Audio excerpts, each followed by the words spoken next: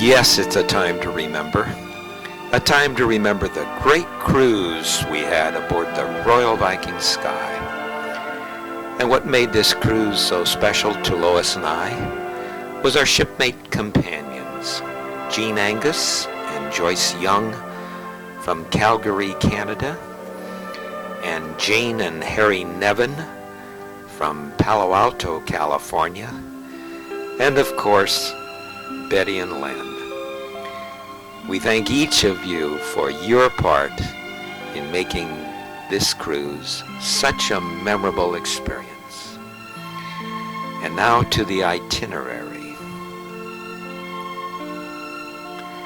The Royal Viking Sky departed San Francisco, California on Thursday, March 21st at 6 p.m.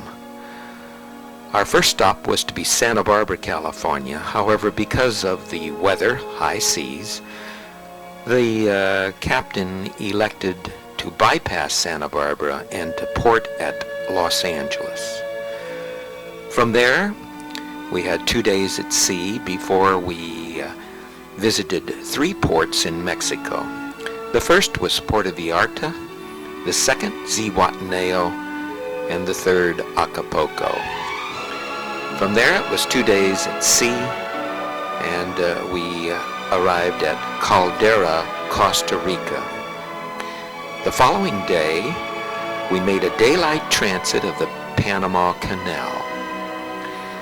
Then it was again 2 days at sea, and we visited 2 of the Netherlands Antilles Islands.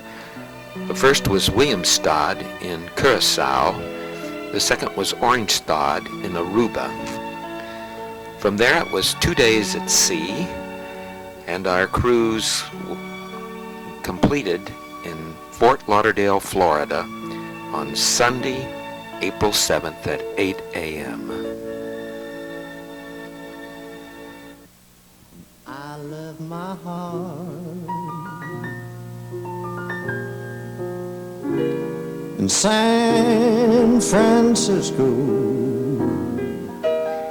Yes, here we are in San Francisco, and it's Thursday, March 21st, and we're ready to go out to Pier 35 to board the Royal Viking Sky. Ready to go aboard our ship. Jack, there's the guy who just parked the car, so we'll go on and go aboard. How about Adams? Good. We're looking forward to a good cruise. I'm keeping your passport. Okay, that's good. That sounds fine. That means we can't come. Lock and key, and you get them back at the end of the cruise. All right. And these are your boarding passes. A boarding pass for each of you. Wonderful. Enjoy your trip. Thank you.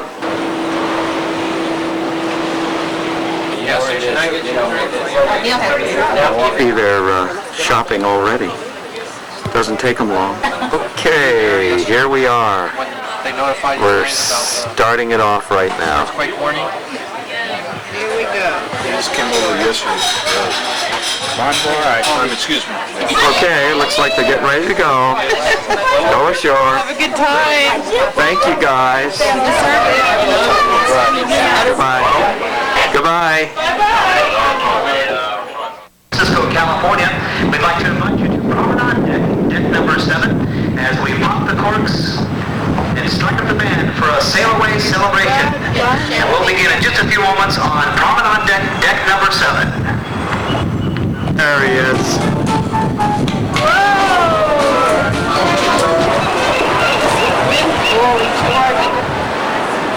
All ready?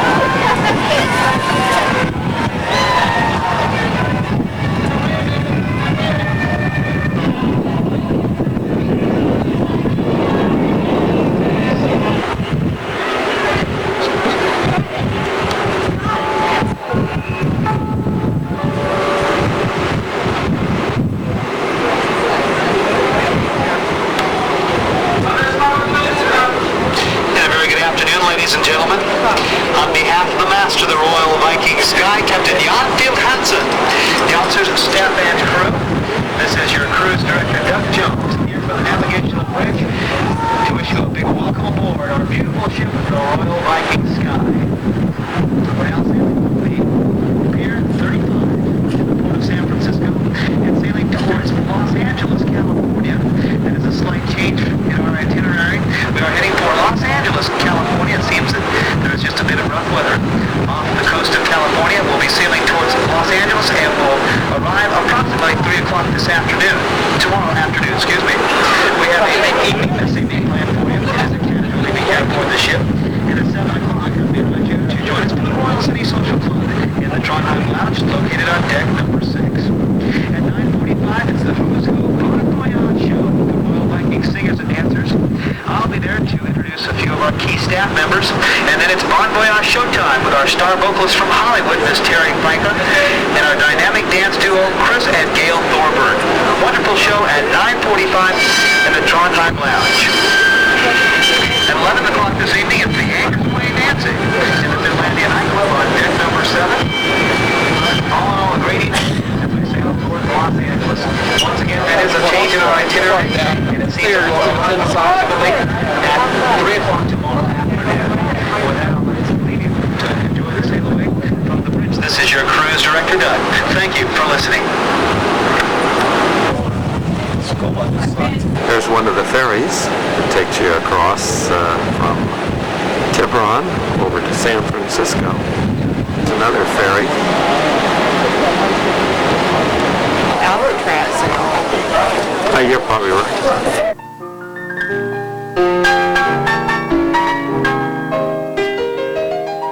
Well, it was sure nice being out on the deck, enjoying the sight of the San Francisco skyline and making new acquaintances. We would pick out different landmarks, and one of the most notable, of course, is this, which is Alcatraz. This is on the north side of it, and that, of course, is the Golden Gate Bridge.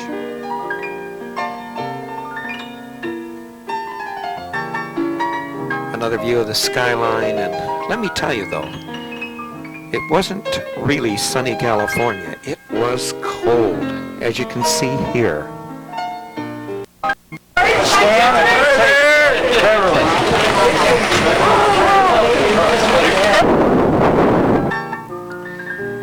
Well, that howl you heard was the wind. It was cold and windy, but it didn't keep anybody from being out there and enjoying the view.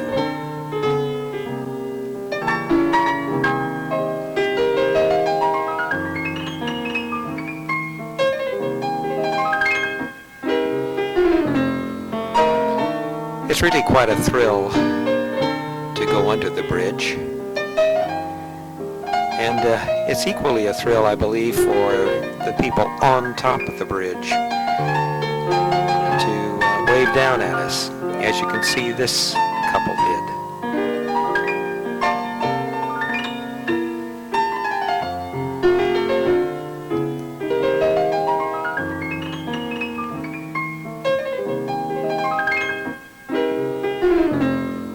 Well, you can see it in all its glory there in the sunlight shining on the golden part of the gate. Well, I think it's about time to go on down to the cabin and get ready for dinner. Yeah. And you're from Denmark. Yeah, exactly. Oh, that's wonderful. Yeah. You've been in Denmark? Yes. Copenhagen, I guess. Well, we have friends that live in Farum. Oh, yeah. outside of Yeah, the exactly, outside. We've been up to the Elsinore Castle. Yeah? So, Oh, yeah. Yeah, like it. You're a long way from home. Yeah, sure am. well, it's day 2, Friday, and as was mentioned earlier, the weather did not permit us to go to Santa Barbara, so we are now coming into Los Angeles, the port of Los Angeles, which is at San Pedro. It is one of the largest deep water ports in the nation. And by the way, here comes our pilot. We'll get aboard and help our skipper navigate into the harbor. It's a well-protected harbor. The channel itself, we're told, is 60 feet deep. It can accommodate, of course, super tankers as well as cruise ships like ours.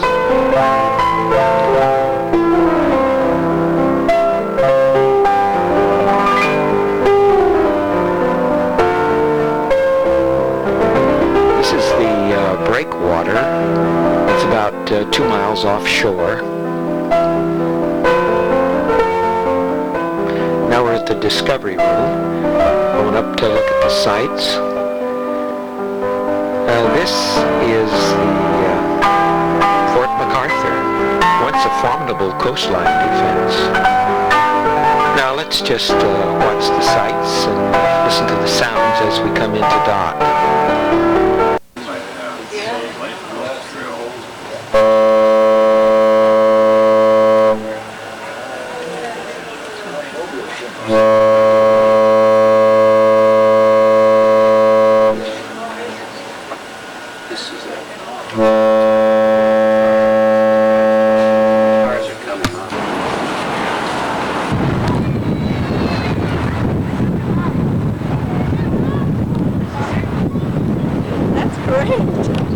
As Betty said, it was great because that's Penny waving there and Morgan, their daughter and granddaughter, there to come aboard and to greet us.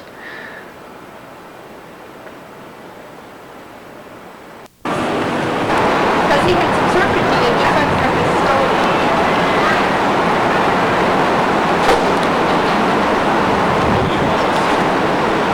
Well, this is the longshoreman who just tied the ship up. And this coming out of the roof is the gangway. It is really what I'd call a high-tech machine. It was really something to see this come down and tie into the ship.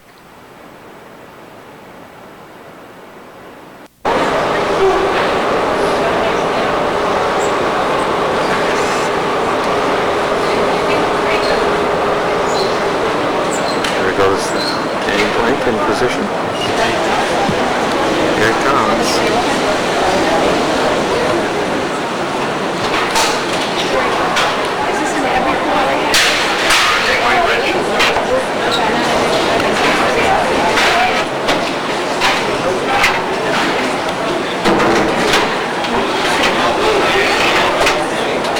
There it is.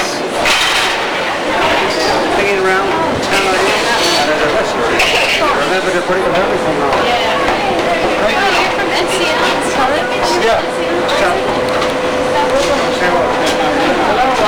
Hi there. Hi. Hi, that little lady. Hi, Morgan. How are you? How are you? This is Aunt Lois, and that's up with yours. I've seen pictures of you before. Now we're here. Well, then it was a quick tour of the ship for both Penny and Morgan. One of the highlights was, of course, going down to Betty and Len's cabin. And from there, we went up for some afternoon tea. How about that, Morgan? Penny, when you work.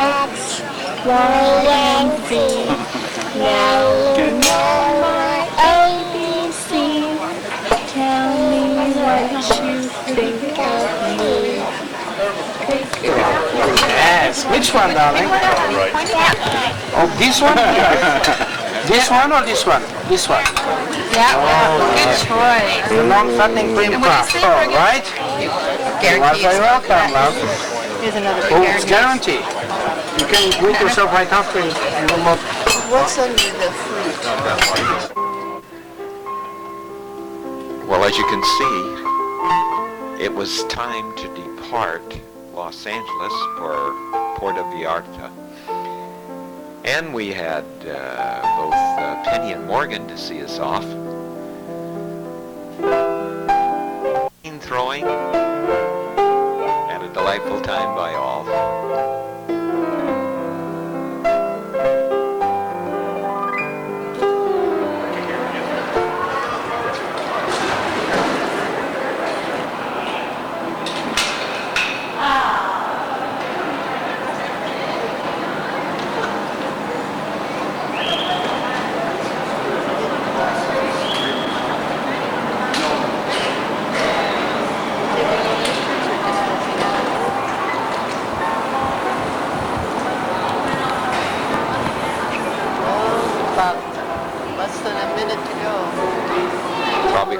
Say about less than a minute to go, and certainly there's the casting off of the lines. Like the whole world. Just about 5 o'clock.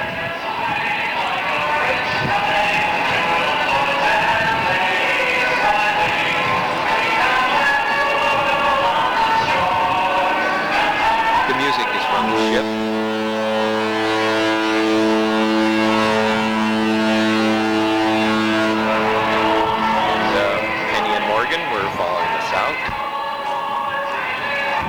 Reflection of the ship's windows there at the terminal. Tie-ups were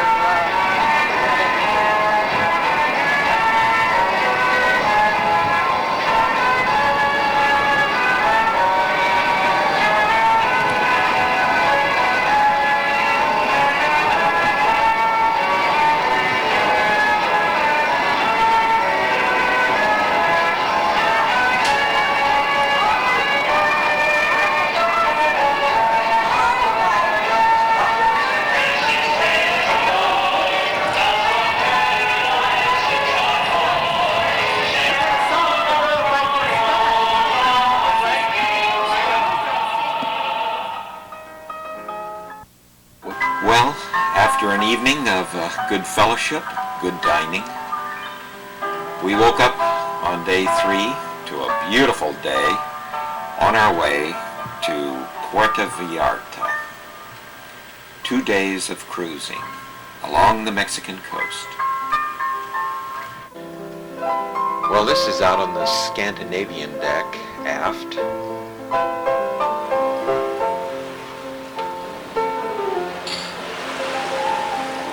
Just enjoying the sunshine and take a walk around the deck.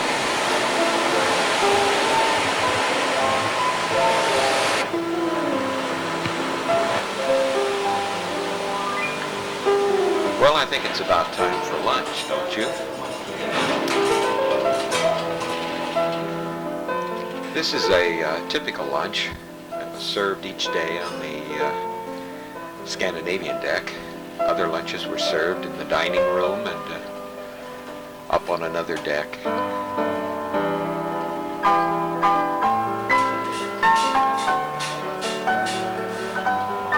Well, I think it's about time that we went and did a little jigsaw puzzle work.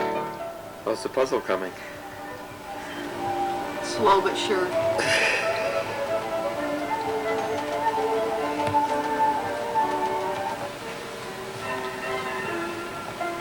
And then it's a walk around the ship, a tour through the ship's galley.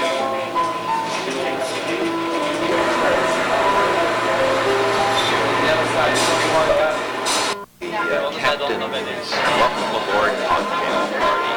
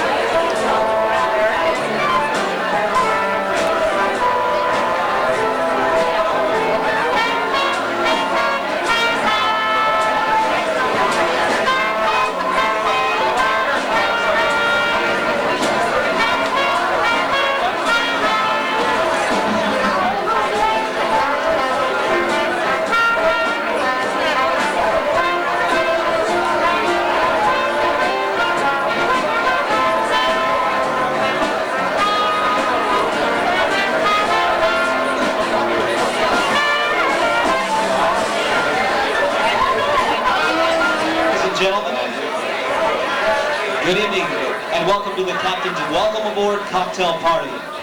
At this time, it's my pleasure to introduce the host of the party. Please won't you welcome the master of the Royal Viking Sky, Captain Jan Phil Hansen.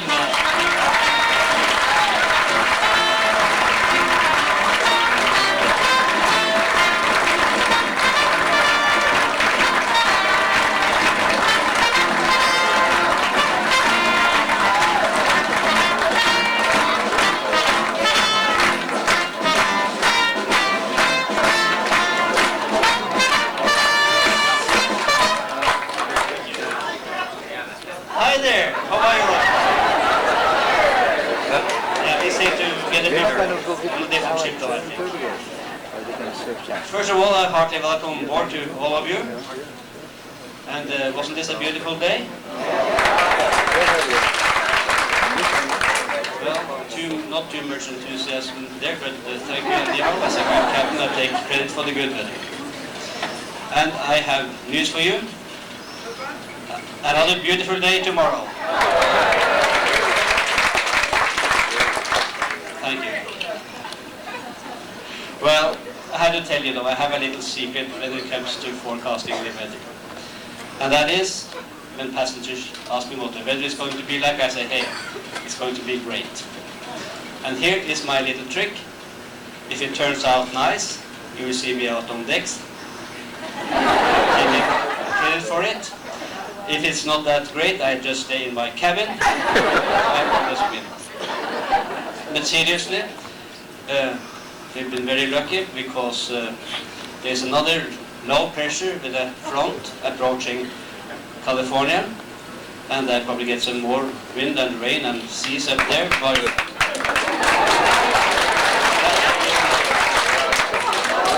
and we are just down here sunbathing south of it. Hopefully. That much about the weather. A few words about the Royal Viking Sky. It's one of the Royal Viking ships, and they are in the process of being changed now. They're building some new ships for us. You probably know that story. We have some 400 crew members on board, and we come from about 30 different nationalities. And this is important. We are here to make this a pleasant cruise for you all. I've been sailing this line for a few years, but the last 2 years I was the captain of the Southport. So it sure is good to be back on the Royal Viking line again. You know something? This is not that easy. Stand up here talking to you all. And I know what you're thinking. Doesn't he talk weird?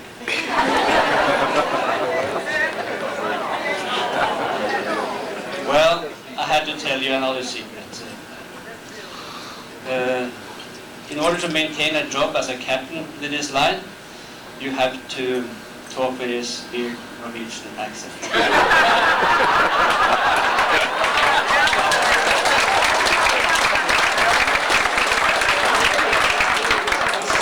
Doing pretty well then. I tell you, it's really hard for me because I'm from Texas.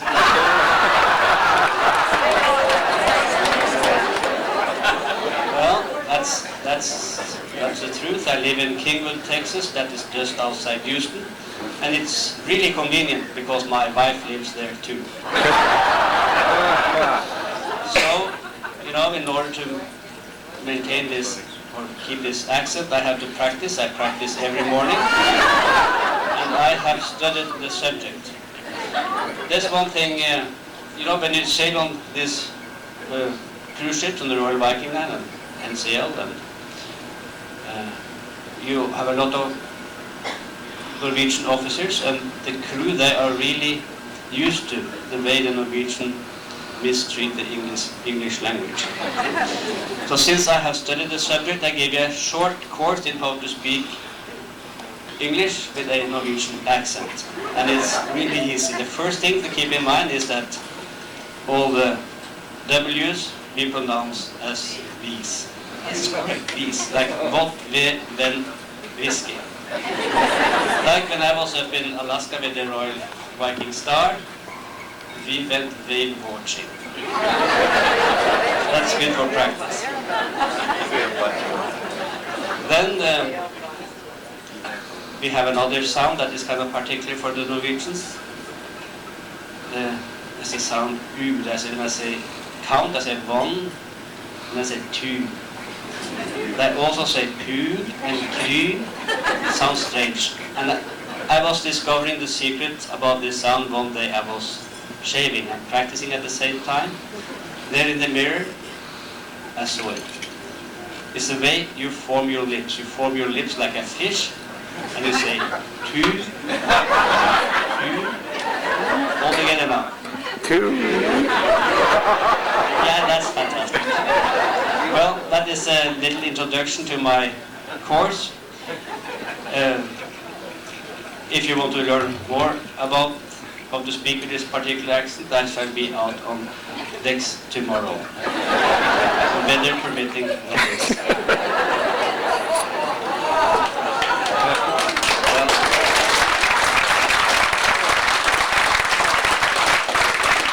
I told you I'm fairly new back on this ship, and we have a game here. We are introducing the officers. I tell names, and I come back from somewhere here. In order not to make a mistake, I have this written down here because my memory is not that great anymore. However, getting old has other problems. I don't see that well either. This was the list for my last ship.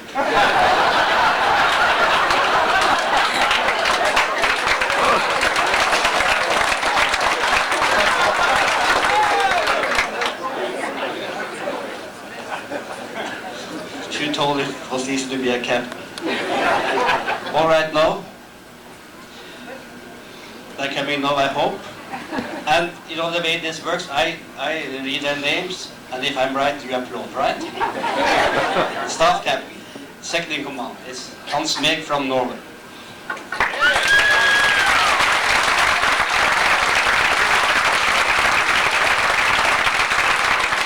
Then we have another Norwegian, the chief engineer, Per Andersen. He lives in the United States.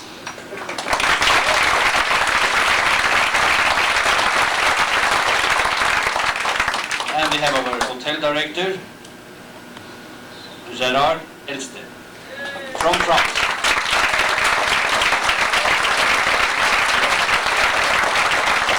And this is the management of the ship. These are also the guys to blame.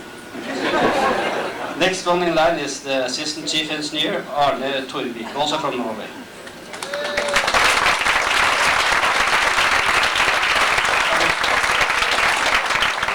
Food and beverage manager, Salvatore Morali. He's from Italy. Our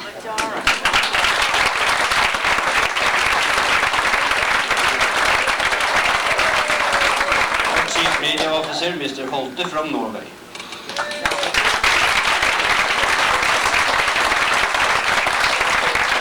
And the gentleman I have sailed with for many cruises, our cruise director, Doug Jones.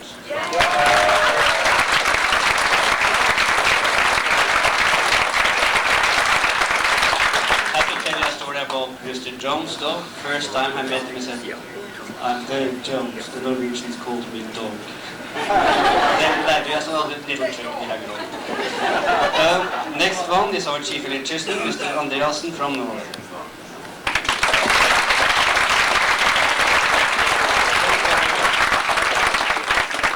Chief purser, Helmut Königshofer from Austria.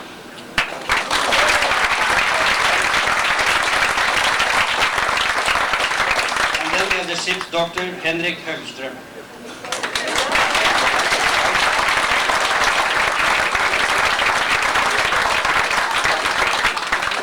And Dr. Högström, he has a Swedish mother, he's born in Finland, carries a Finnish passport, he works in Norway, is going to work in Switzerland. And finally, we have Manfred Japp. And I bet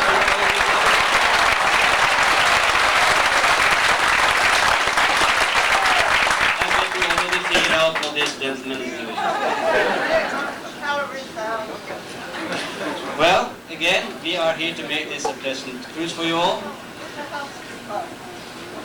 Probably working, I guess. I had a mistake. Next cruise at Rico. We have a lot of crew officers working behind the scenes. These are the people to address if we have any problems. I hope not. You all enjoy the cruise now and you all have a nice evening. Thank you. That's the good news. Tonight is a wonderful night. And now the bad news. There is no bad news. It's going to be a great cruise. Thank you for joining us and good night. Well, good evening, folks. I'm Harry Nevin from Palo Alto, California. This is my wife. And let me say that Harry worked for United, and we knew him for a long time ago, and sure neat to have him here at the table. Really enjoy it. And also with Jane. You are lovely, brother. Yeah. You're Right. lovely. And I'm Jean Angus from Calgary, and I'm just having such a nice time with these lovely folks that we've met. Super. And I'm Joyce Young, living in Calgary, but I'm a displaced Scot. All right. Now let's see. I think I recognize her. Hi, George. Your sister. From Restaurant. And that guy. Oh, I'm glad she brought that thing. Yeah, I know you are. And who is this? You know who I am. Oh yeah. Okay. Good. Well, we'll have our dinner now. So.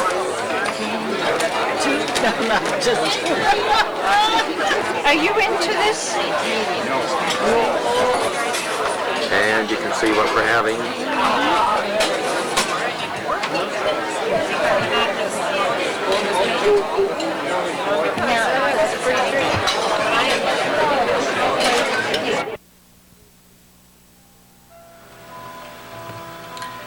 Well, as you can see, it's now day 4, and we're still en route.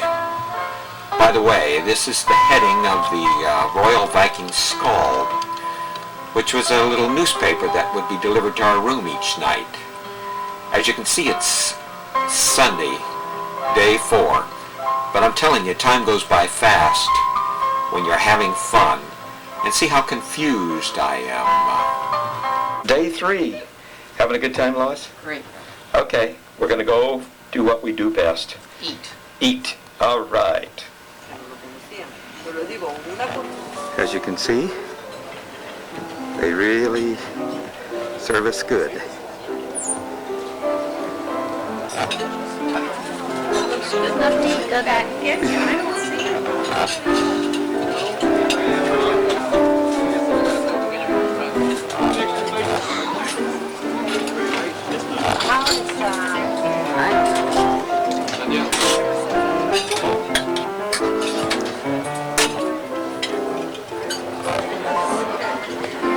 Now to the desserts.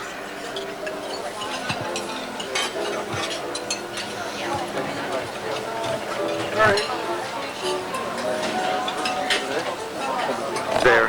Hi. Time to eat again? Look at that. Yes. They know that they got a prize. I told him. See Lois's plate? Hey, Lynn. Look at his plate. Whoops. I got to get around that flour. Ah, it looks good.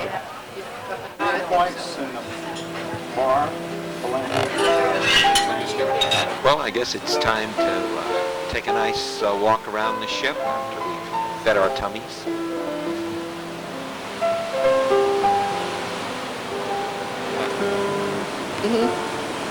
Sure is great here. Enjoying it. Good, Lois.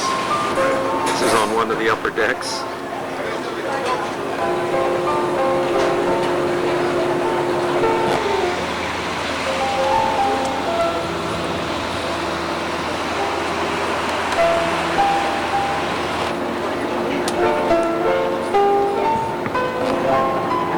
One of the spas.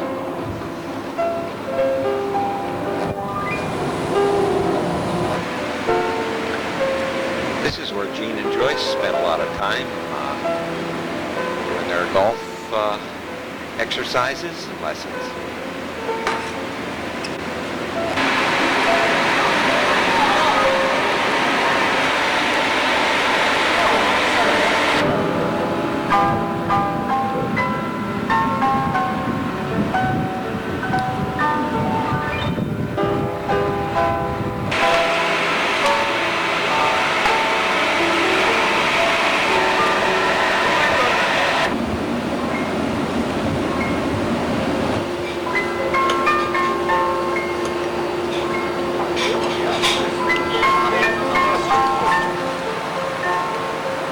back on the Scandinavian deck again.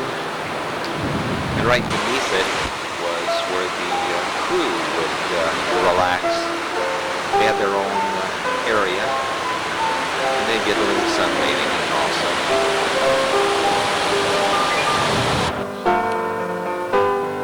Now this was quite interesting. There was a school of dolphins.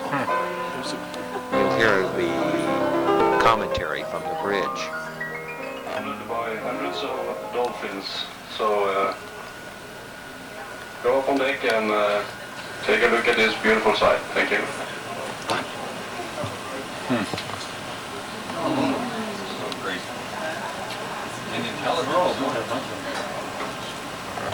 Now we're heading to the bridge. Right now, and I'm going to show you the different instruments we have up here on the bridge. And if you have any questions, then just go ahead and I will try to answer the best I can.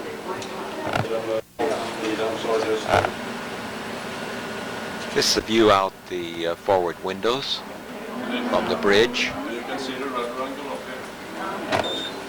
And it takes less than a minute to cross. The weather radar. These are the flags. This was the automatic steering. Fire control. Fire alarm.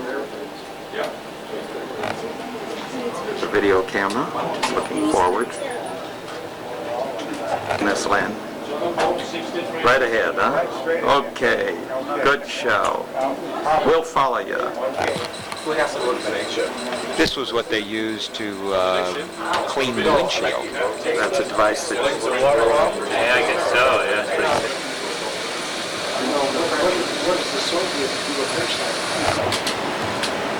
Now we're off the bridge, looking aft. Back into the bridge again. I was in the sun last night. Well, we just completed the tour. So now we'll go see what else there is to do. Maybe eating something. Making George is going to show us pictures. Oh, yeah, that's going to be nice. And we're going to frame it. Oh, that's good. We have a lot to do. Is that your teacher? No, she She's just going. went. She's going I gotta to, give the answer to the puzzles. yeah, to give off the answer to the puzzles. And that's our ship. Oh, good. All right. Maybe I can put a sky on it down here somewhere. Yeah, 'cause you can That would count be it. very nice. But the other girls just left to see Did you? San Lucas. Okay. Well, we'll Coming go. up over on the port side. All right, we'll go there next. Okay. Bye-bye. Mr. Renzo Castellini, Mr. Renzo Castellini, cabin 465. 465. Now we're out on the deck, and as was mentioned, we're cruising in to Cabo San Lucas. Now, we're not quite there yet, and it was not a port that we would visit. However, the captain took us nearby so we could see it, which I thought was really neat. A windsurfer out there cruising around our ship.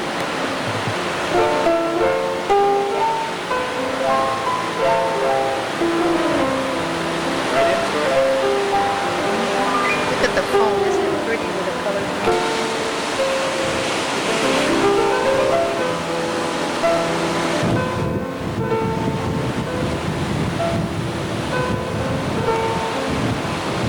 West part of Cabo San Lucas.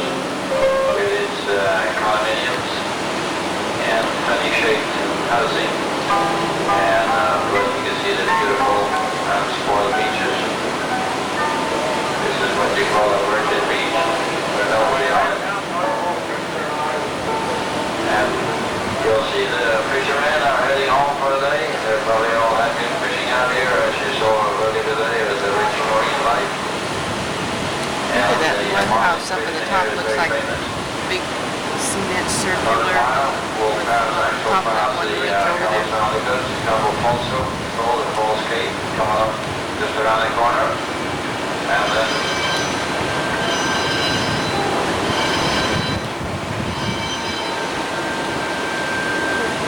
And then as they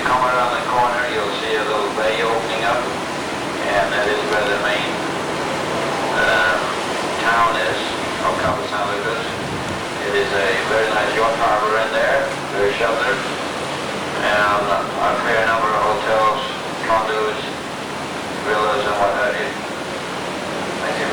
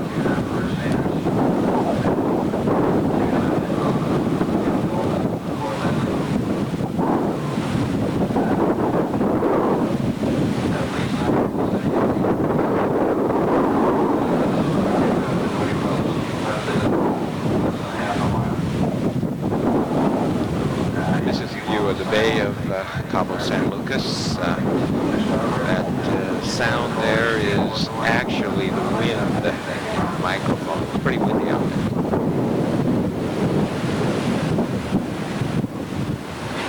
Sun feels good, doesn't it? Yeah.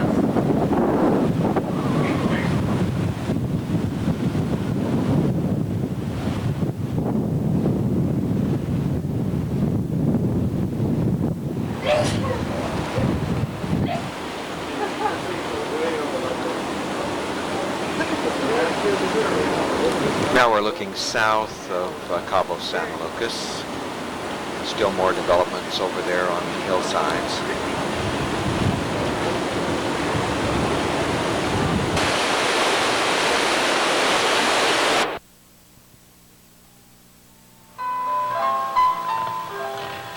Well, it's day 5, and we'll be docking today at Puerto Vallarta at 1 p.m. and departing at 6 p.m.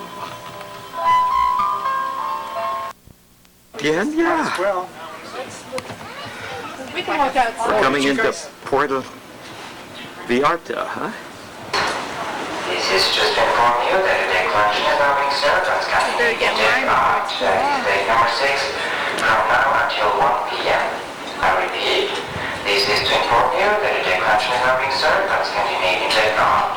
That's on deck number 6 from now until 1 p.m. Thank you. Comes the pilot.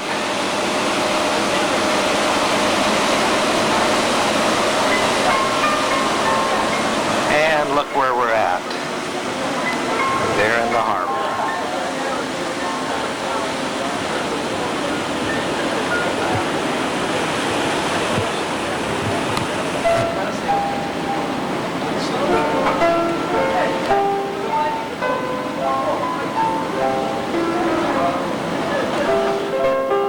We were told that up until the 1950s, Puerto Vallarta was a fishing settlement of isolated charm, accessible only by burro or boat. And in the 50s, when the town was discovered by artists and writers, the exquisite nature of Puerto Vallarta was still kept a jealous secret. But along came the Burtons and other celebrities who settled in the villas, and Puerto Vallarta began to develop as a resort. Today, as you can see, it is a popular resort. No wonder.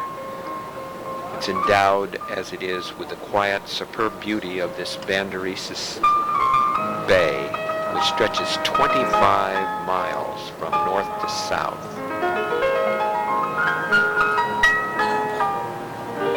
Lots of things to do.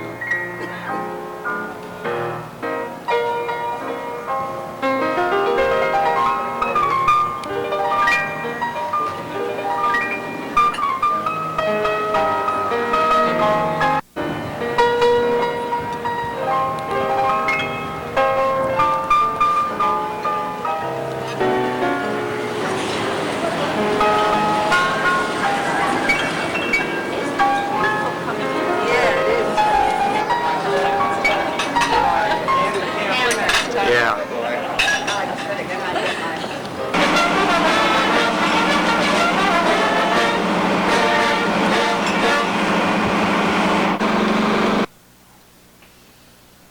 Tour bus is all waiting for us. No, because I think it's better for you. Good afternoon. Good afternoon. Before something else, welcome to our friendly city. Welcome to Puerto Vallarta. He told you already, my name is Maria. And I'm going to introduce our bus driver. The name of our bus driver, he is Maclovio. Maclovio is the best driver in Puerto Vallarta. Took us down center of town. Very delightful cobblestone streets. This is the Cathedral of Our Lady of Guadalupe. Every colonist organize a procession with Aztec musicians. This is inside.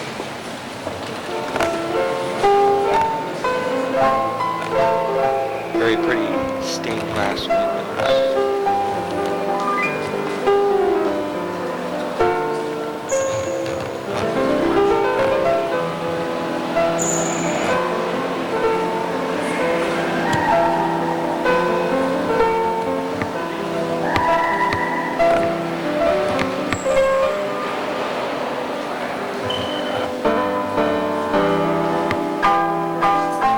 Now to a friend that I found. Turn around. Turn around, dear. This way? I don't care which way, just turn. Turn. Turn, like... I want to see the tail. Okay. How many years? Don't get him mad, Lois. We raised him for a baby. About 20 years. How ferocious are they? Yeah, you're asking to me. Yeah, it's, what's it called? Iguana. How old is that one? 6 years old. 6 years old, Yeah. okay. The name is the iguana Dan Quail. Oh. Dan Quail, you know who he is? All right. I think we've got to get Thank you much. Yeah. Bye. Well, you can see the cobblestone streets and the traffic. Here's Lois coming back from the church. Gringo Gulch Colony. The name comes to that place because first American As she's saying, this is Gringo Gulch, pretty famous for Burton and Elizabeth Taylor's villa. He came from Los Angeles, California in 1938. That's the reason all this area is known as Gringo Gulch. In that place, some piece of every species, because all this area is considered like a national park. And They do a lot of snorkeling here as well as scuba diving. Oh, so diving. This is further south, and it's just a beautiful cove, beautiful beach area. And that's where they had filmed the movie The Night of the Iguana.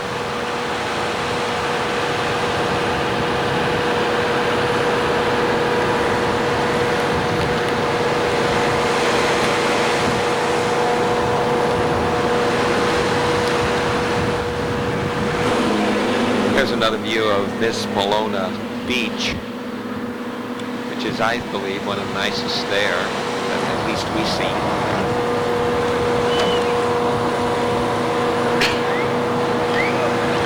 Another view, close-up of some of the sets that were used in The Night of the Iguana.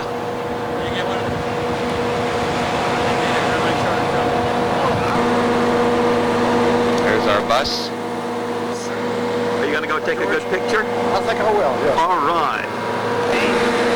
And there's Gene.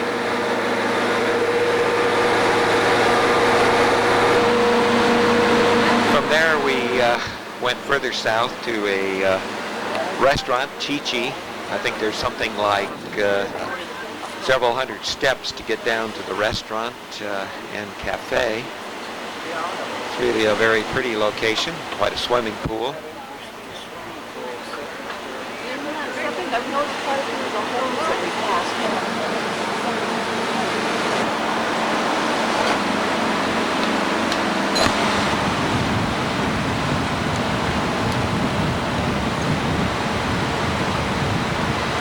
nothing like to surf.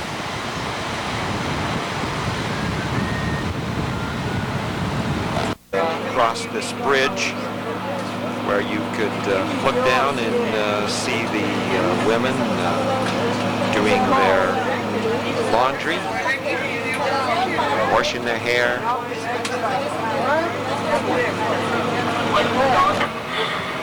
Because it's too hot. Okay.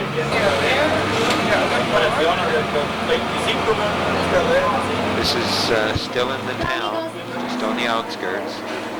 This is one of the stops where they always take you so you can buy something. This then is a view of our ship tied up there at the dock.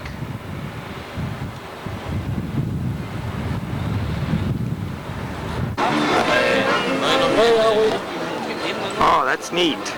He gave you a good fight? Oh yeah, it was great. Yeah, how long of a fight did you have with him, would you say? Probably half hour. Wow. He backed up the boat so that, you know, it wasn't could have spent probably a lot longer than, See, that's neat. How long did you get any other strikes? Or? Well, we got one right before this one. Oh, you did? And then missed that one, and then this one hit right afterwards, and that was it. There was only 2 strikes. Gee, that's great. Okay. Well, and we're just departing. You can see the side thrusters working. Rico.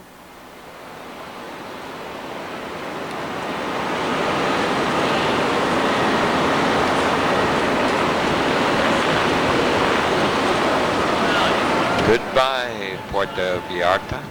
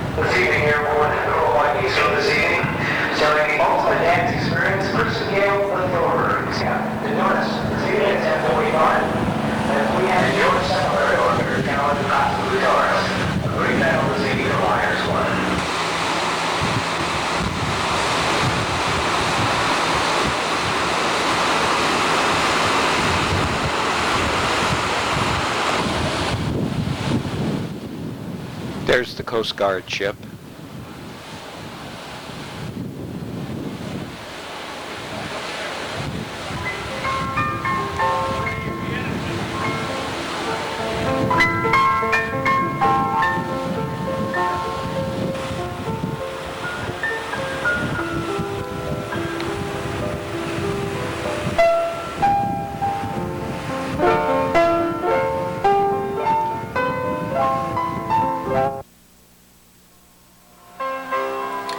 Here it is, day 6, and we will be arriving at Zihuatanejo at 3 o'clock. We'll have until 7:30 before the last tender leaves from shore back to the ship.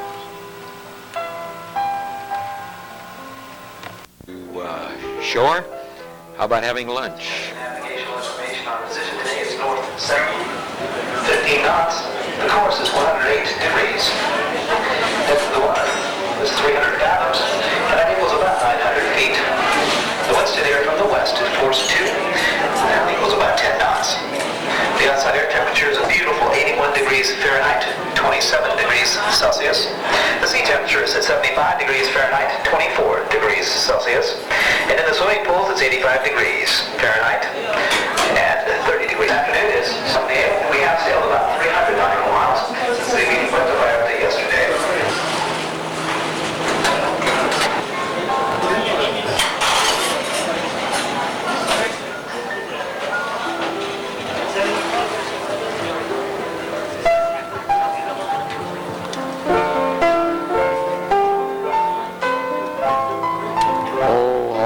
Good food.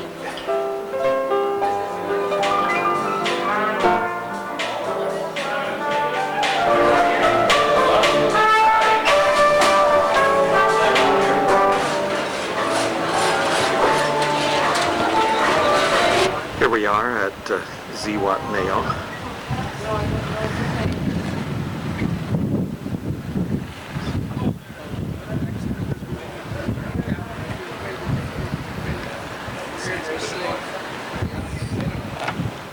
Here's a view of the shoreline.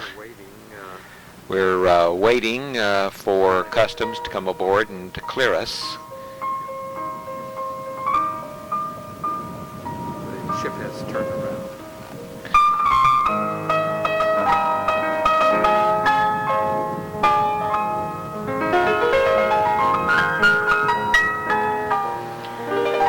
Lots of water sports there.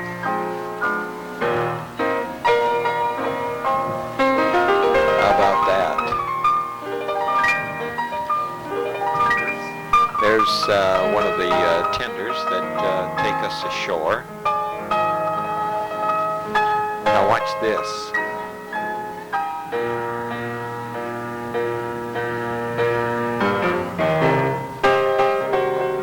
Wow.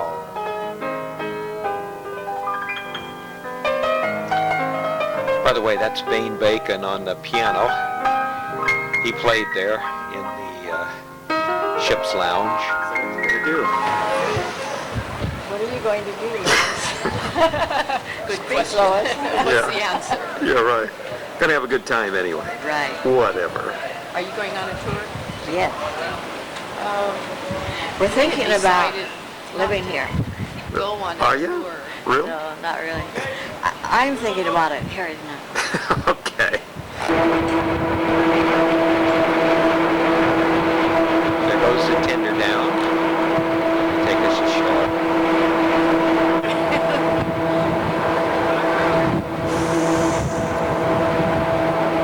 They're sure having a hard time, aren't they?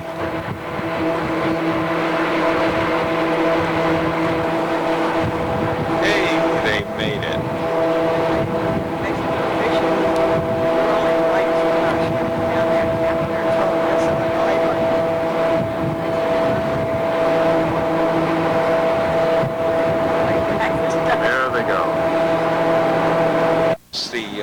First one of our tenders heading over to Zihuatanejo. We're about ready to go ourselves. That's the pilot's boat, and there's our tender.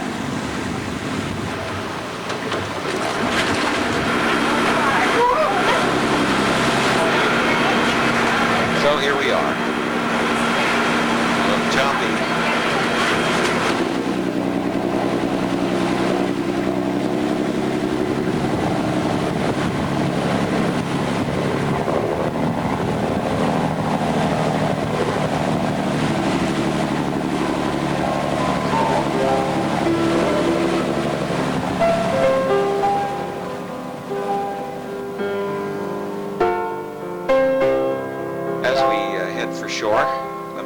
few things about the ship. The Royal Viking Sky was built in 1972. It's a Bohemian register, 670 feet long and 83 feet wide, carries 700 passengers. It has 4 main diesel engines for power. They develop somewhere around 18,000 horsepower. There are also 7 diesel engines to provide electrical power. Has 2 stabilizers, one on each side, midships, to stabilize against roll. And it develops fresh water by heat-operated generators. And they produce somewhere around 130,000 gallons a day and use about 70,000 gallons a day. There are 29 crewmen in the engine room, and at 21 knots, which is the fastest speed, it burns somewhere around 65 tons of fuel, about 17,000 gallons. Now here we're starting to come into Zihuatanejo, which is a delightful place, nestled in a beautiful bay, as you can see. It's an old fishing village, and so old, hands say, resembles Acapulco 30 years ago. Well, how long, no one knows, because the Mexican tourism is building up so much here that they're changing the outlook of both this and a little town nearby, Ixtapo, as you will see. So let's enjoy our day here, shall we?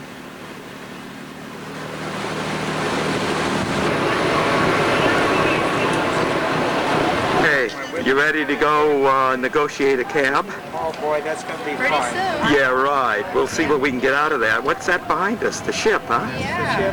Yep. That's where we came from. Pretty rough ride coming out? Oh, lots of fun. Yeah, right. A lot of Okay. ups and downs. All right. We'll see you at the next stop. Okay. Bye-bye.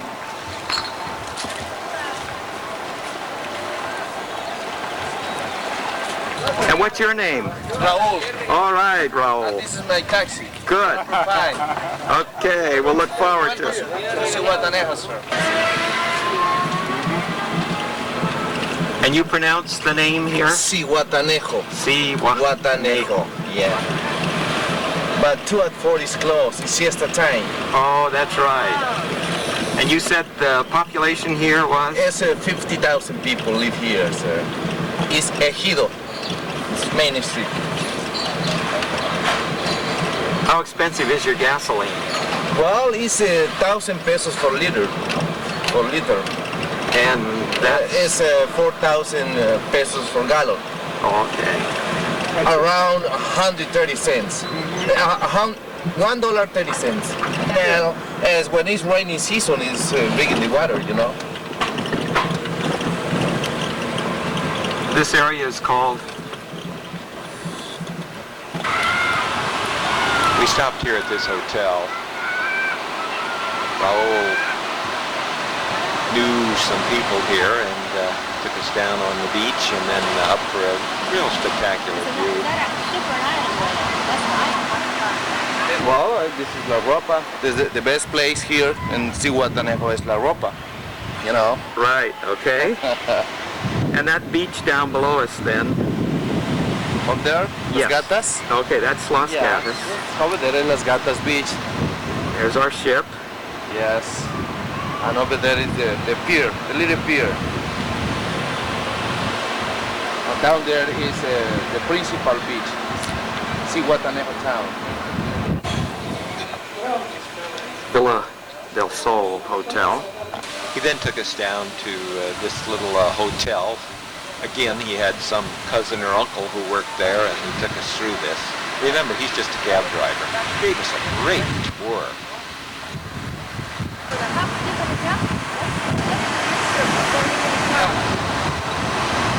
Taken by that bird there in that palm tree. You can walk, but There you can see some coconuts. A lot of them on the ground. How do you like that pool? It has bar stools right there, so you can have a drink. And from here we went to Ixtapa. Well, Ixtapa Golf Course. Okay. It's 15 years old. And it's public. Okay. And it was designed by, who was it designed by? Was Trent? Trent? Was it Robert Trent designed the golf course? Yes. Sheraton. Ixtapa Sheraton. Okay. Ixtapa Sheraton, and then the next is Aristos. Okay. And then is Riviera del Sol, Stoffer Presidente, Holiday Inn, Dorado Pacifico, Crystal, and Omni. Oh, that's the good. last one is the Omni. It's new one. Okay. And down and beside to the golf course is Real de Palma. It's condominiums for full time, you know. You have a nice Japanese restaurant here. Oh yeah. Is that from here and Yes. the hotel? Yes. Or these From little here trams to carry the the people from the hotels down to the beach. This is really quite a luxurious place. Quite a difference from Zihuatanejo. This leads us up to Camino Real. Camino Real Hotel. Here they come down the steps.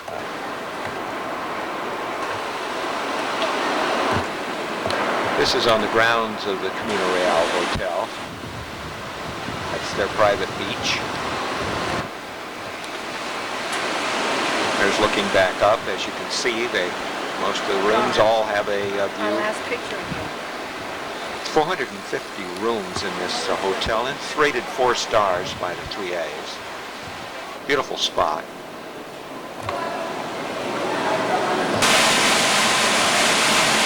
Price isn't too bad compared. $150 a day. This is again on the grounds. This is a tourist market. That's the shopping area right over there.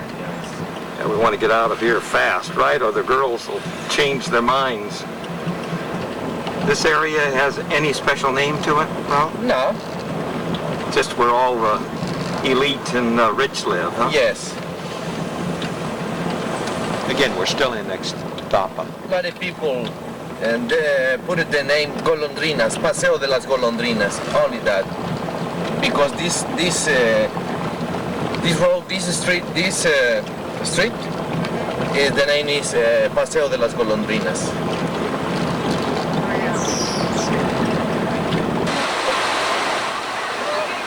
Now we're back at the dock. Raul did a great job. We really enjoyed the tour he gave us, and it was very cheap. How do you like this for launching boats? They really enjoy their beach and their water. Good fishing here.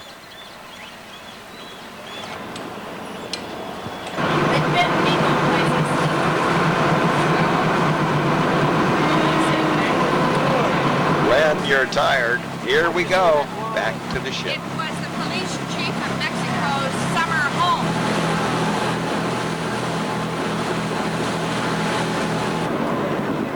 Well, back on the ship. We enjoyed the sunset that evening in Zihuatanejo's Bay. This is looking off the bow. And the rest of the evening was spent eating, of course, and enjoying the Wild West night, where they had a real good show in the Trondheim Lounge, sort of a down-home country fun Yahoo review. And then we enjoyed Bay and Bacon again up in the Finlandia nightclub. So it was a good day, a good evening.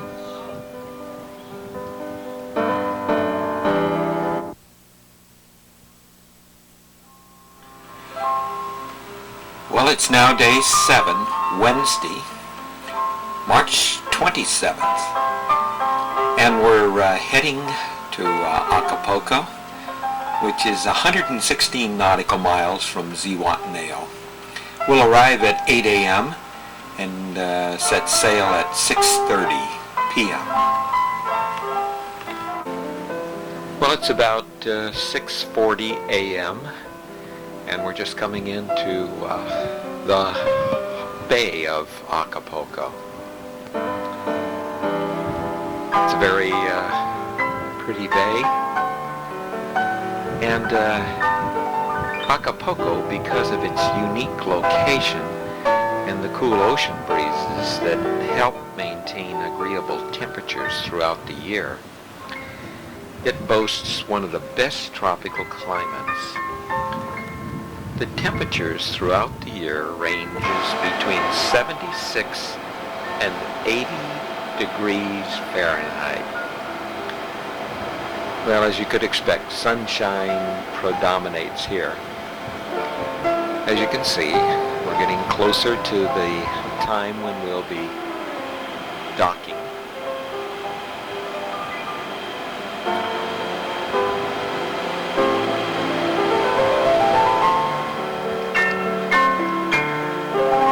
The sights of Acapulco are really its beaches, 23 of them.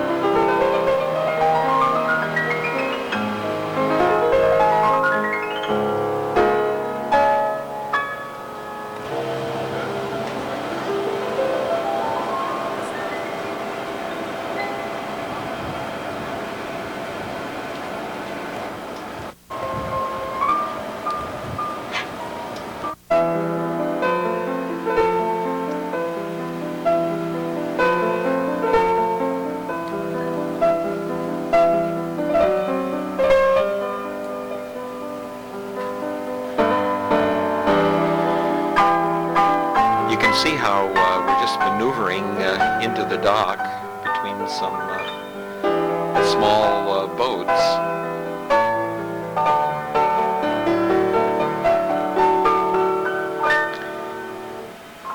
There's the dock.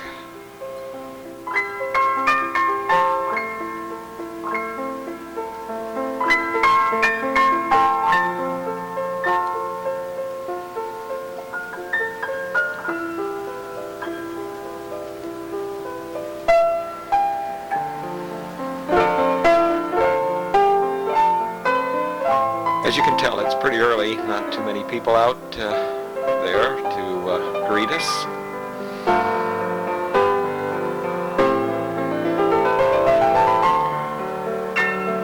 There comes the lines.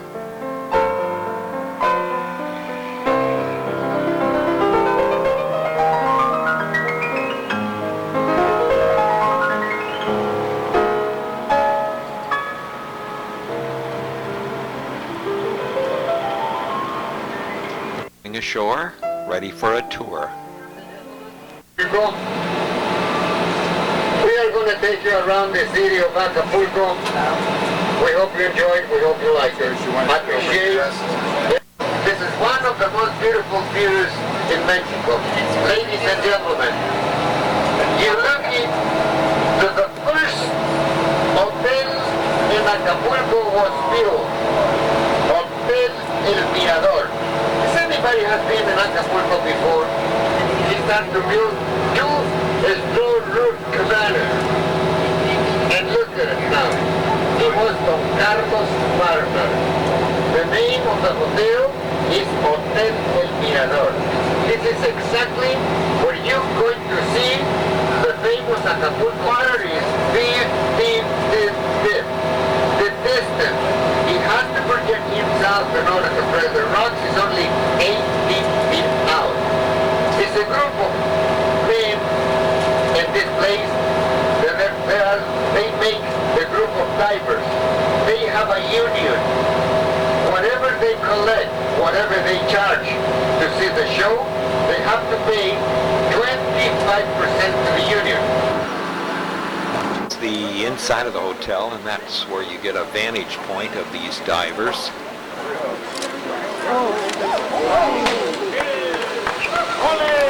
The height they dive from those cliffs is 140 feet.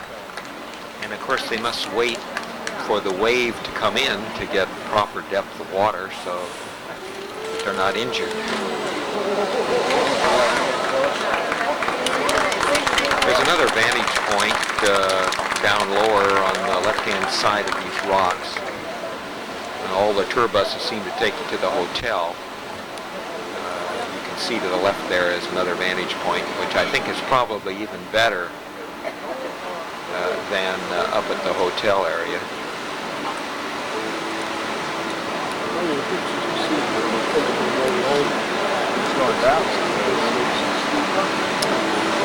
Boy, that's pretty precarious going down that ledge.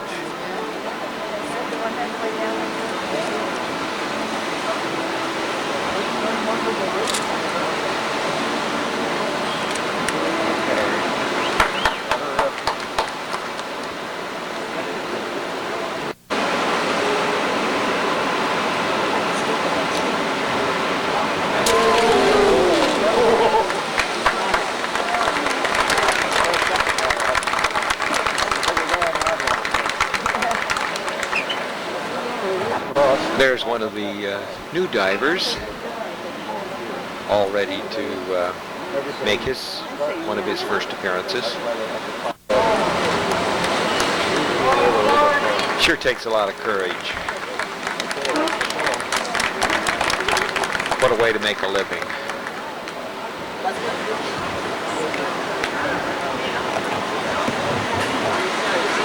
This is the other viewing platform. There are the divers. Good.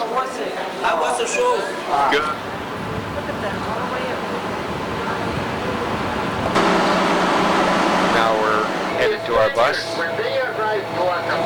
We're heading to town.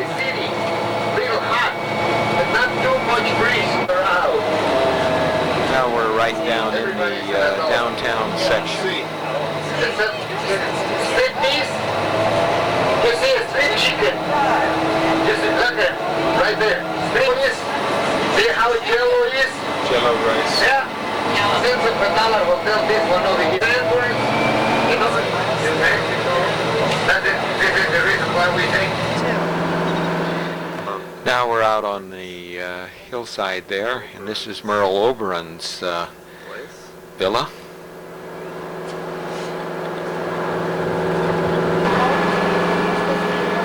That's a view looking back at Acapulco. I think you can see the ship there.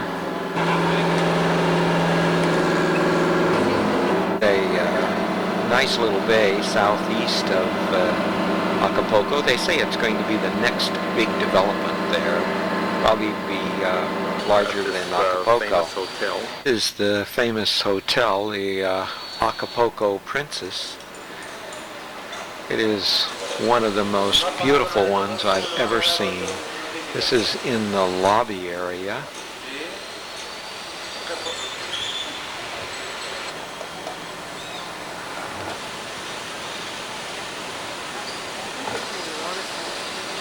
It has everything imaginable, from shops to golf courses. And as was indicated, we're now in the lobby.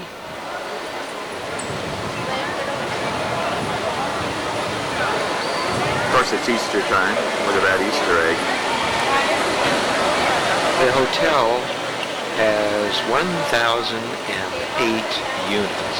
Hey, by the way, check out this outfit. Woo-wee! Yeah?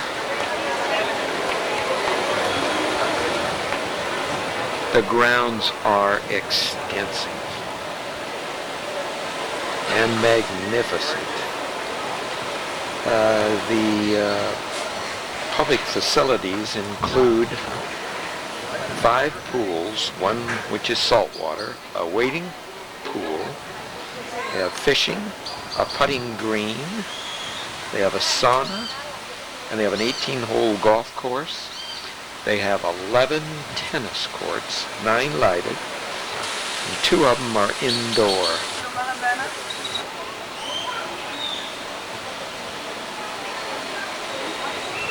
Lucas. stony bread. A little black eyed stony bread.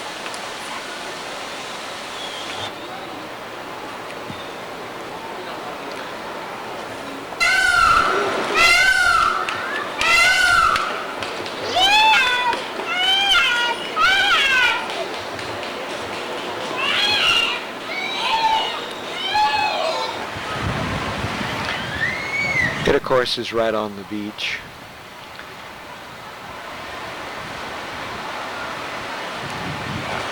It's about 15 to 18 miles southeast of Acapulco. Here's one of the pools.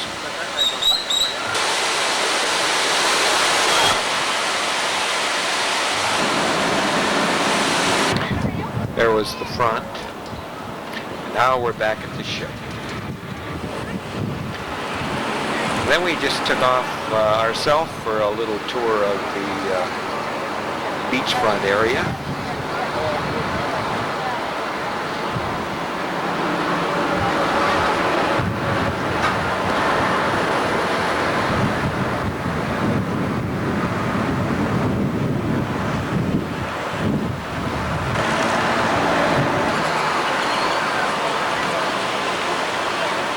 This reminded us of the Little Mermaid.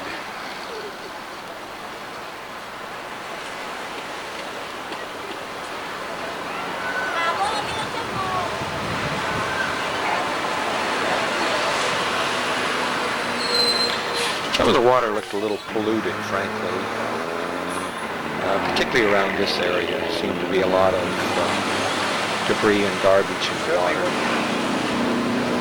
Yet people were swimming in it. Back on the ship, and there's a band here to play for us. This is the group from Acapulco. This is on the fantail. Were we enjoying it? But the birds there seem to be having a good time.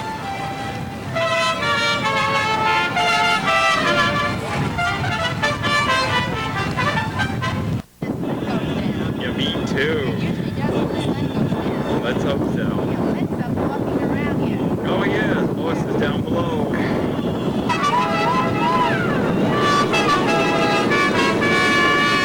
As Betty said, it was really windy.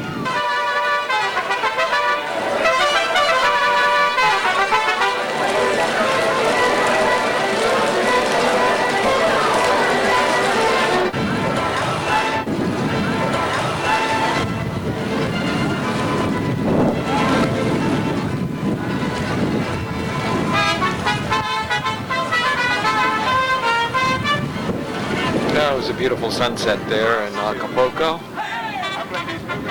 The time's approaching about 6:40, 6:30. And that evening we ate out there on that deck. Look at that little fella.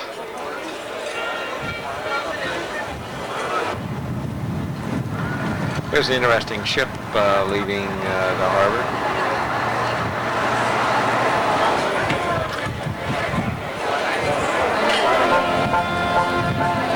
That's the strains of Guy Lombardo and his Royal Canadians. The director for that is Al Pearson.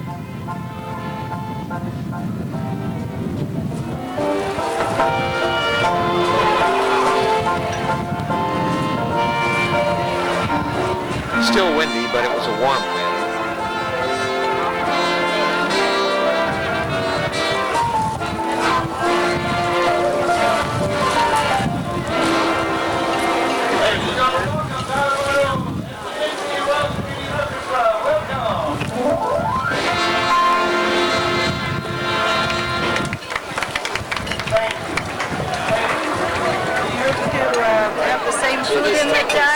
I don't think so.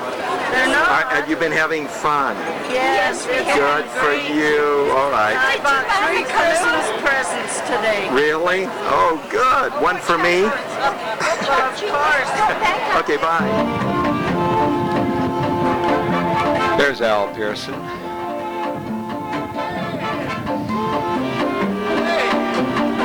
As you can tell, he really knows me. You'll find out later.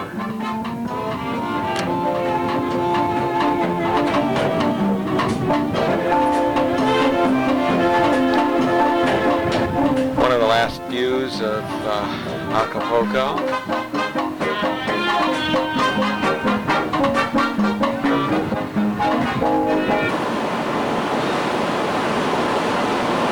As you can see, we're just departing.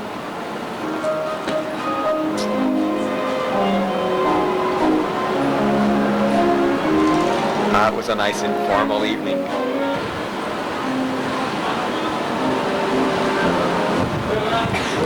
can see the natives out there to enjoy seeing us off.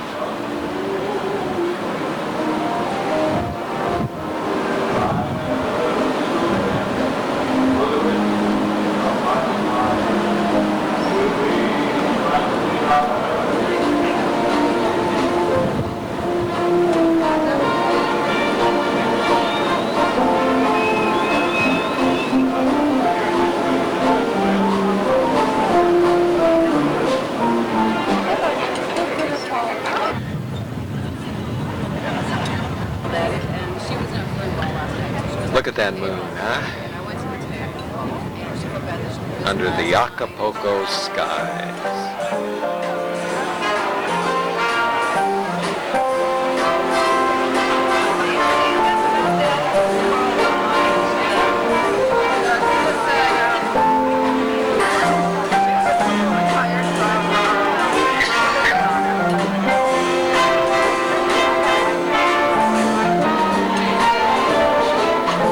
Look at Harry and Jane.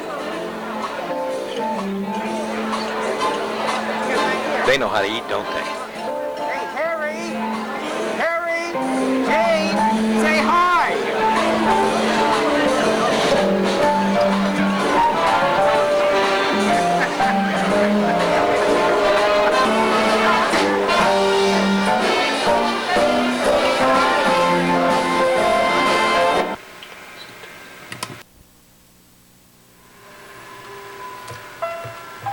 Well, it's now day 8. It's Thursday, and we will be underway on the sea for 2 days. Be traveling 1,013 miles to Caldera, Costa Rica. And this particular day is a celebration of Norwegian Day. So let's enjoy it, shall we? Well, you can see what today's temperature is, 81 degrees. There's Lois, she was shopping, and now we're going in to listen to a lecture on Caldera.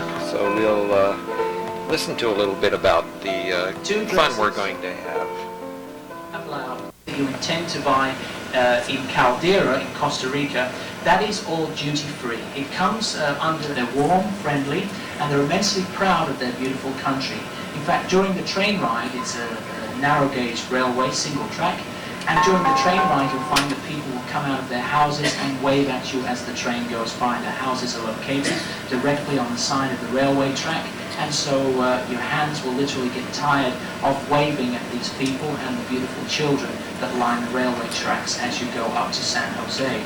And it was put on a ship. However, the captain made a mistake, and he arrived in Punta Arenas, Chile, and said to the people of this lovely town that we have a gift from the people of Europe. And they unloaded this tin church and they built it in the town of Punta Arenas, Costa Rica. So it went completely to the wrong country. It has been built and it is still standing to this day, and you will get to see it on the tour. Costa went up on deck to enjoy the day and also take a look around and see what kind of food's available. It was really nice out. It was calm. It was reported that somebody had sighted a man overboard. Listen to this. Based on this report, we turn the ship around, and now on your starboard side, coming up on the bow, you can see this object. I don't think it's a person.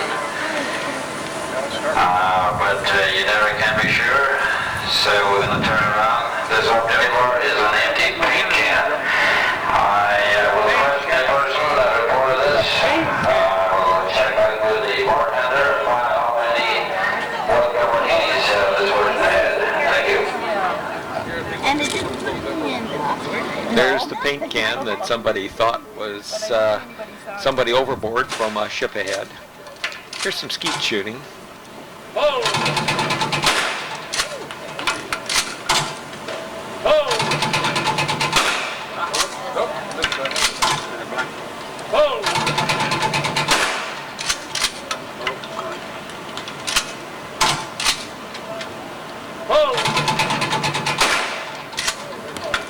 Some good shooting.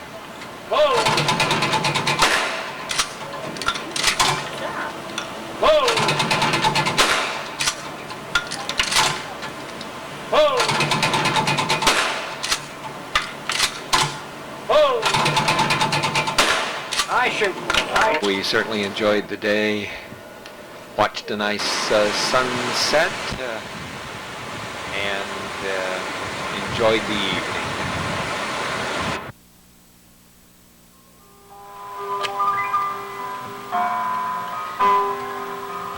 Well, it's Friday, day 9, and we're still en route to Caldera, Costa Rica. Should arrive there tomorrow. So let's show you what went on this day.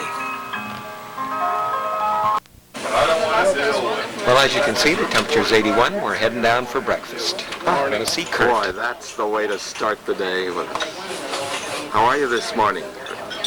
Terrible. Terrible. The only on It's early in the morning and all those hungry people. So now I have a nice coverage at home.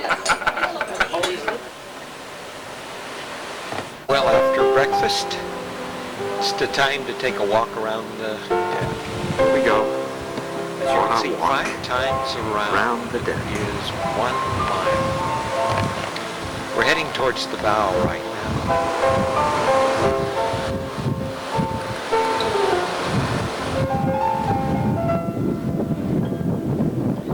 You can hear the wind.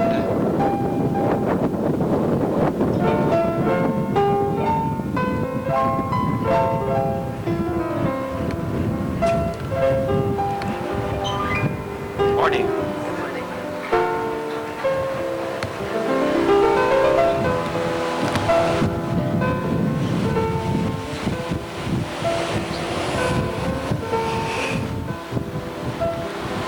Lois always loves me to take her from the back.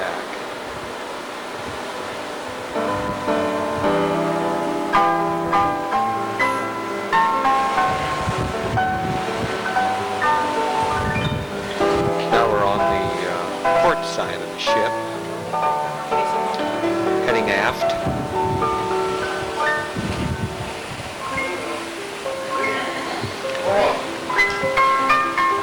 Not too many out this morning.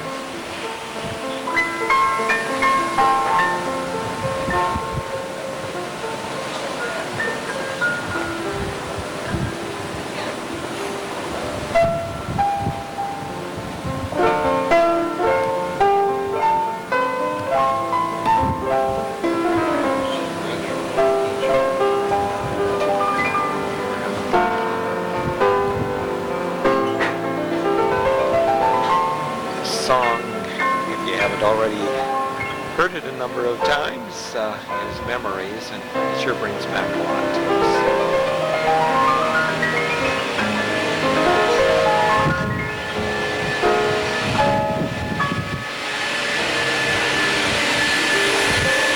Now you can hear they're working on the parts of the ship here.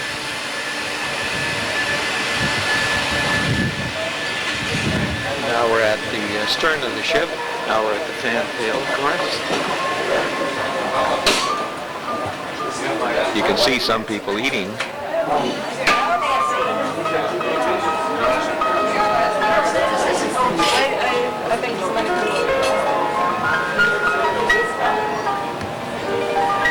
we're coming around to the starboard side of the deck.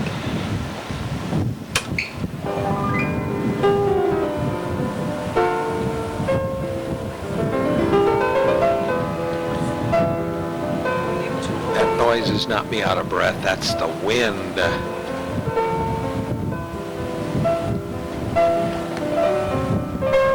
Oh, there goes a fast one, huh?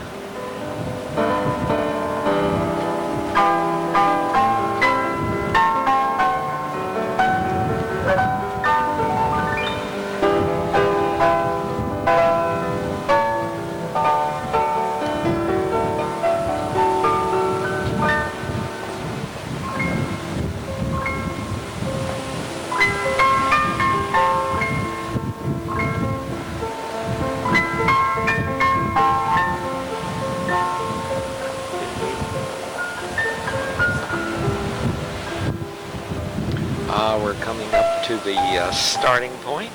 You see that sign? Boy, does that ever look good. And what a beautiful sunset we had that evening. Each evening, go out on the fantail. There was a number of people out there that used to photograph the sunsets and watch it. Had a good time talking with him. My naked eye, I've never seen it. He swears. That is going down fast. Oh yeah, it'll drop fast. We're sailing away from it. Sailing into it, why it'll last a little longer. Now, but believe it or not, the night's about 20 minutes earlier than last night. I can't believe we went that far. You know, that surprised me too. Yeah. In fact, they said now the sunrise service on Easter Sunday is going to be at 5:22 in the morning or something. No kidding. Yeah, so that means we're going more east in. Boy, that is going down. You're getting it in motion, right? Yes. Good. It ought to show real good. It's only, you're right, it's all about a minute. You're going to get the whole thing here in about a minute.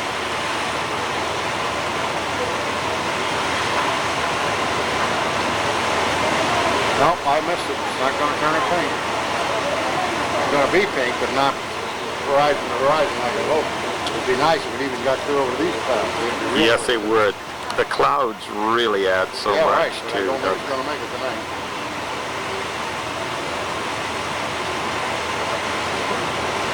Well, I'll try to shoot the last drop and see if I get a green flash. So it gives a green flash. Well, you swear to that. Yeah, keep running it all the time. I am. Yeah, and see when you rerun it then if there's any kind of a flash. You seem to be a... He mentioned the fact that this one gentleman told him that there'd be a green flash when it finally went right down into the horizon in the ocean. It's got to be crystal clear. We were in the Caribbean. Well, the moon's coming up and it's time for us to have some more fun, and we'll see you tomorrow.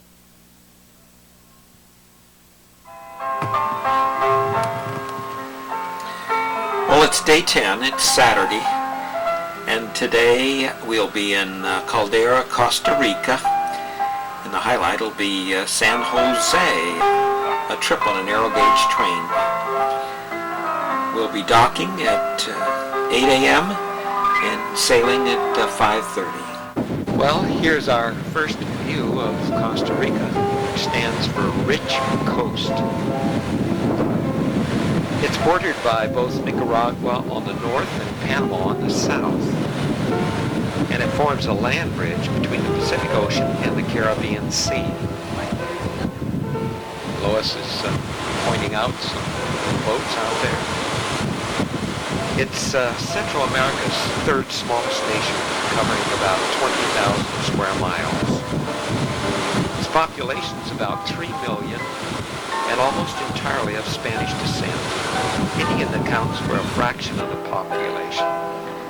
Unfortunately, the literacy rate is more than 90% and is the highest in Central America. There's an estimated 25,000 to 30,000 Americans make their homes there in Costa Rica. Here's the pilot boat coming out to meet us. Take a look at that rig. We are getting on the train, narrow gauge railroad, for a trip to San Jose. We're going to have a fun day. All ready? Y'all ready to go? Off for a train ride. You ready to wave the flag? Yeah. All right, let's see the flag. All right. Sarah, how are ya? Hi.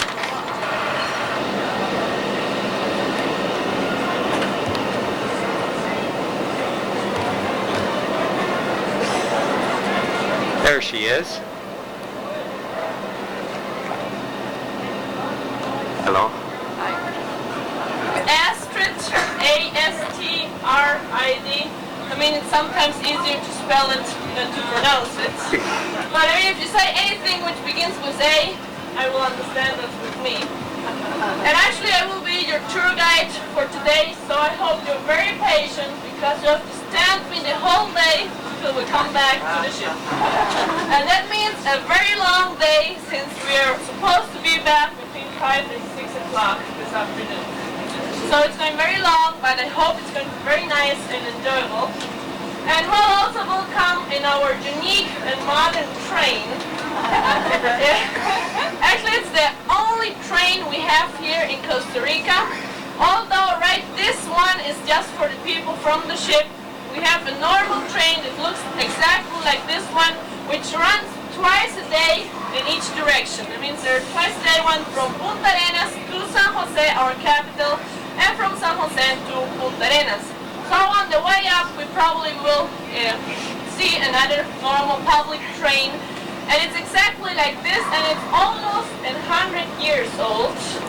The only difference is that right now the seats are a little bit softer and nicer than years ago. But otherwise, it's almost the same train. And, well, we also have a restroom here. Go in front, to the left, there's a door. If you want to have an adventure, you really should go. If not, maybe you should wait. But maybe you can take a look at it and then decide if you want to go or not. Maybe the train ride will be more or less 2.5 hours to 3 hours. Better say, let's say 3 hours, so if we do it in 2.5, we are happy. And actually, like, well, this train, many people call this train the shake, rattle, and roll train. So you can imagine how this is going to be. So it's going to be very funny, and I hope you are going to enjoy it. But please be careful with your hands and the head, with the windows, and there are a lot of things passing by. So I don't want to come back and say to the captain, well, here's the body and here's the rolling head of it. So please be careful with that, and it's prohibited to be on the balconies, so that you please don't be there. It's very dangerous. You can fall out there very easy, so that you please be careful with that. And it's also prohibited to smoke on the train because, well, it's made out of wood, and, well, we need the train for some other range rides.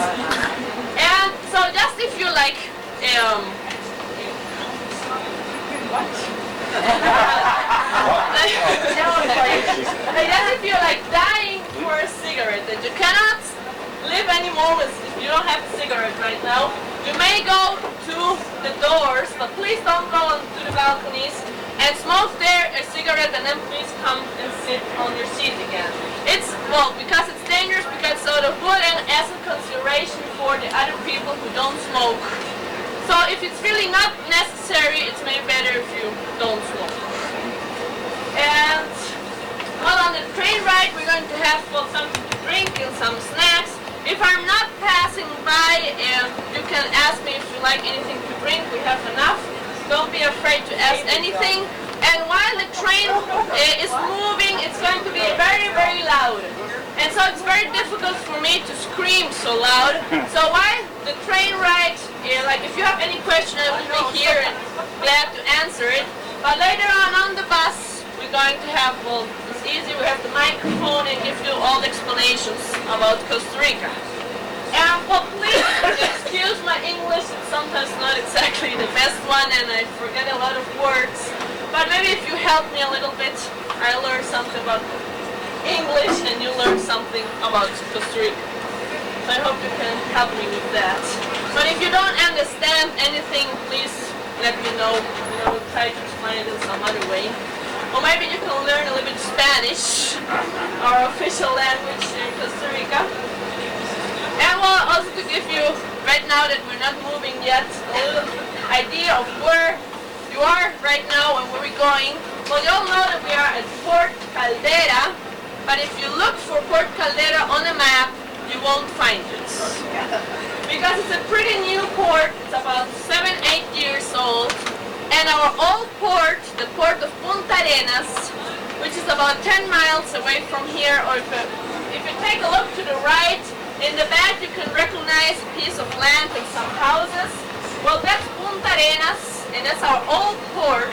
But the piers, they became too small, and well, you couldn't unload the things from the import ships or people from cruise ships. So they built this one with Japanese capital, and well, built it about 7-8 years ago, but they haven't put it on the map yet. So if you look almost the same because I mean 10 miles is not that far on the map. So you can look for Punta Arenas and know where the port of Caldera is more or less. And well, we will be with the train 3 hours to get to San Jose, our capital. And so we will climb up to 3,600 feet. So it's going to be a little bit cooler than right here. Great, really. And from there we're going to be on the buses, and we're going to have a little city tour. That means that we're going to visit our National Museum, our National Theater. Then we're going to have lunch in the Hotel Cariari, and after that we're coming back by bus on the Pan American Highway back to the port. But before that we stop at the town of Sarchi, which is a little town in the mountains where we have the ox cart factory, and we're going to have all the shopping stuff. And from there we're coming back to the ship. So as I said, we'll be here between, let's say 5:30, 6 o'clock this afternoon. Let's hope so. No. So take a look at the ship. It's maybe the last time you see it. America. Because you will notice that we have a lot of mountains all over. Like until here you can see the mountains. And Costa Rica is, well, we are a democracy and it's a neutral land. And that's the reason why it's considered the Switzerland of Central America, and the agency, the name is just because of that, the Swiss Travel Service. It doesn't have to do anything that the owner is Swiss or something. They don't have an arm. Thank you. No, we don't have an arm. That's the only difference, I think. But you know, if you have any other questions, I will be around the train. So let's hope that we're going to be any minute we get off. What's the highest peak? The highest peak in Costa Rica is about 12,000 feet high. What kind of a train engine? Well, right now it's a diesel engine. You might change? You might change, yeah. And right now we are in the summer season, or we're supposed to be in the summer season. That means that we normally don't have any rain at all from December to April, May, more or less. And that's the reason why there's a lot of fields which are very brown and which are very dry, although last night it rained the whole night. And so let's hope it's not going to rain today, that just in the night it rains. Because normally in the rainy season that means that we have in the mornings a nice morning, a sunny morning, and that in the afternoon it's where it rains for a couple of hours. But the nice thing is that the whole year round we have the same temperatures. There's an average between 70 and 90 degrees depending if you're on sea level or if you're up in the mountains. So when we're climbing up the mountains, you will notice it's going to be much cooler than right down here. And so I think we're moving. That's the sign. So let's hope that we're going to enjoy this trip, and I hope you really enjoy it and have fun. And that you're ready for it.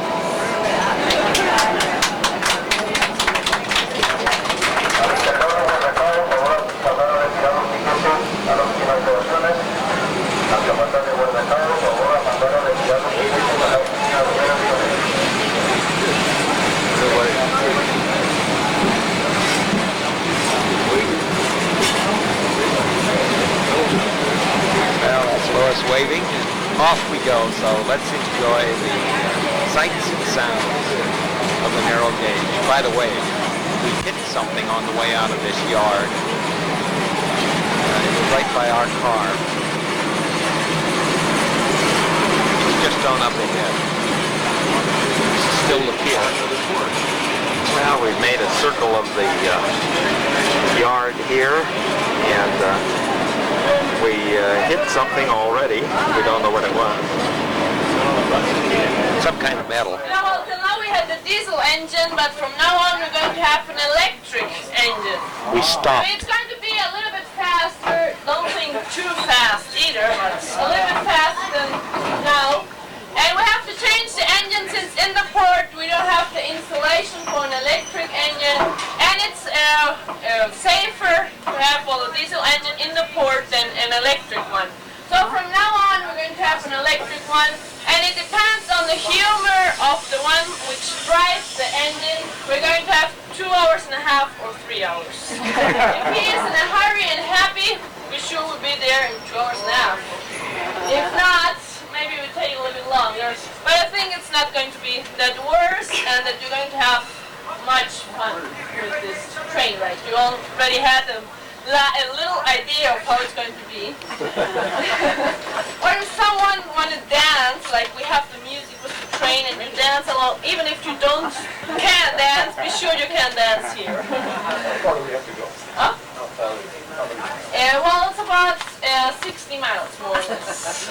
But I mean, if you go by bus, like on the road, it's also 60 miles, 65 miles. It takes you 1.5 hours. And with the train, it takes you 3 hours. But actually, I mean, that's fast. If you go with the public train, like the public train stops every 5 minutes, and in every town and every house, like if I live right here, I want to get off right here. And if you want to take the train, you just make with your hand like this so that the engineman sees you, and he stops directly there where you want to get off or on the train. So that train ride takes you about 5 to 6 hours. So I think we're really lucky with it. And probably, like, you will see that there's just one track, and it's really a narrow track, and there's some parts where, well, in the town or some other parts where 2 tracks, but most of the time one train has to wait for the other one so that they can pass by. Because if not, I think we're in big trouble. Having one train going down and one train going up.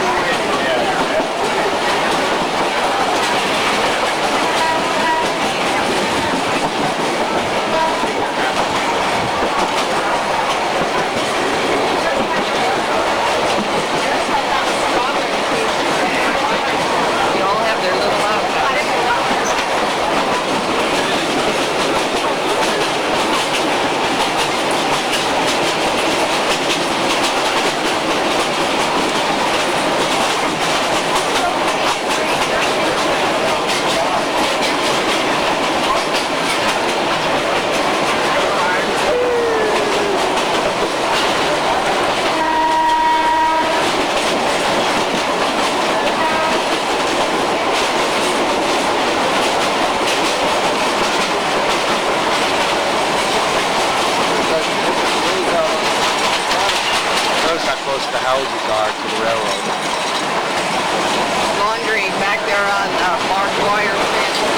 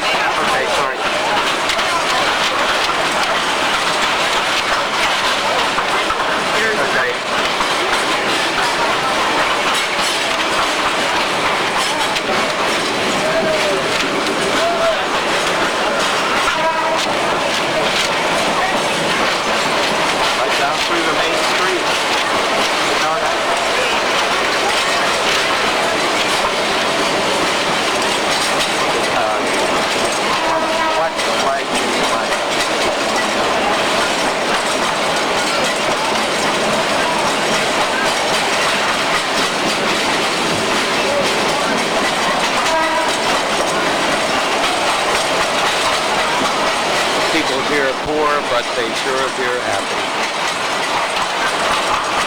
They really love their country.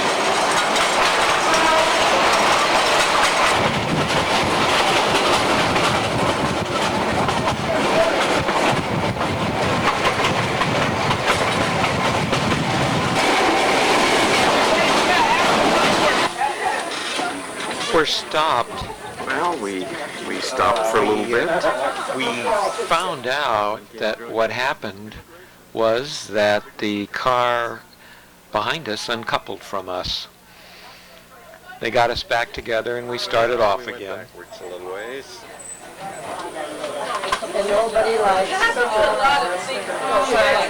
There he's motioning. They got it coupled up again and they're ready to go. Fortunately, there's air brakes, which kept us from rolling backwards down this hill. What you got there, Lord? A friend? I'm not sure what it is.